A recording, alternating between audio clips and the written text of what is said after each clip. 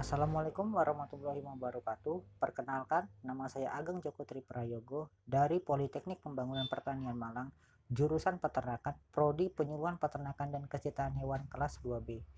Oke, saya akan mempresentasikan tentang komunikasi interpersonal. Apa itu komunikasi interpersonal? Proses pertukaran informasi di antara seseorang dengan paling kurang seorang lainnya, atau biasanya di antara dua orang yang dapat langsung diketahui balikannya. Tujuan komunikasi interpersonal: yang pertama, menemukan diri sendiri; yang kedua, menemukan dunia luar; ketiga, membentuk hubungan yang penuh arti; empat, merubah sikap dan tingkah laku; kelima, untuk bermain dan kesenangan; enam, untuk membantu. Jenis-jenis komunikasi interpersonal: yang pertama, berdasarkan jumlah orang yang terlibat, yaitu hubungan dial atau diat adalah hubungan komunikasi interpersonal yang terjadi antara dua orang. Yang selanjutnya, hubungan triad atau trial adalah hubungan komunikasi interpersonal yang terjadi antara lebih dari 3 orang. Yang kedua, berdasarkan tujuan yang ingin dicapai.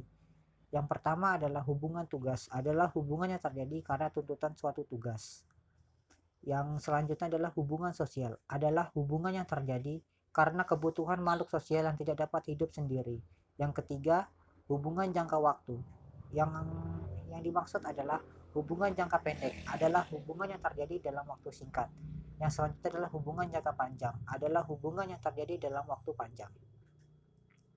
Faktor yang mempengaruhi terjadinya komunikasi interpersonal. Yang pertama adalah keterbukaan. Keterbukaan mempengaruhi efektivitas komunikasi interpersonal karena dengan adanya keterbukaan antar individu, maka tiap-tiap individu akan mudah memberikan respon kepada individu tersebut. Selain itu, keterbukaan penting agar setiap individu semakin mengenal lebih dalam satu sama lain. Yang kedua adalah empati. Rasa empati akan memperkuat komunikasi interpersonal dan memperkuat hubungan antar individu. Setiap orang perlu diberikan empati agar merasa dihargai, merasa disayangi, dan merasa dikasihi. Faktor yang menghambat terjadinya komunikasi interpersonal.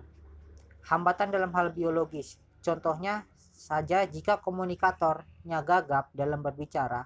Hambatan lain dalam hal psikologis adalah komunikator yang sergap, rasa gugup, dan rasa tidak nyaman. Yang kedua, media. Hambatan yang dapat terjadi adalah pada masalah teknologi komunikasi seperti telepon dan mikrofon. Yang ketiga adalah komunikan. Hambatan pada komunikan dalam hal biologis dapat saja komunikan mengalami sulit pendengaran atau tunarungu. Hambatan lain dalam hal psikologinya adalah komunikan yang sulit berkonsentrasi dalam pembicaraan. Kesimpulannya adalah komunikan interpersonal adalah termasuk pesan pengirim dan penerima pesan antara dua orang atau lebih individu. Hal ini dapat mencakup semua komunikasi seperti mendengarkan, membujuk, menegaskan, komunikasi nonverbal, dan banyak lagi.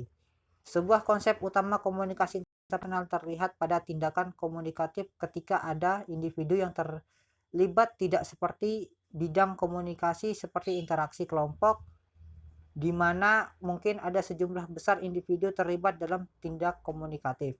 Konsep diri dan persepsi interpersonal sangat dibutuhkan dalam pencapaian dalam kelancaran komunikasi. Orang yang lancar dalam berkomunikasi berarti orang tersebut mempunyai keahlian dalam berkomunikasi. Persepsi interpersonal besar pengaruhnya bukan komunikasi interpersonal, tetapi juga pada hubungan interpersonal. Karena itu, cermatan persepsi interpersonal akan sangat berguna untuk meningkatkan kualitas komunikasi interpersonal kita. Anggota yang mempunyai keahlian komunikasi, maka komunikasi orang tersebut akan berjalan efektif. Kita harus memupuk keahlian kita dalam komunikasi interpersonal melalui konsep diri. Konsep diri seperti yang telah tertuang di atas sangat penting dilakukan agar kita ahli dalam berkomunikasi. Komunikasi yang efektif ditandai dengan hubungan interpersonal yang baik. Sekian presentasi yang dapat saya sampaikan, kurang lebihnya mohon maaf. Wabil taufiq wal hidayah. Wassalamualaikum warahmatullahi wabarakatuh.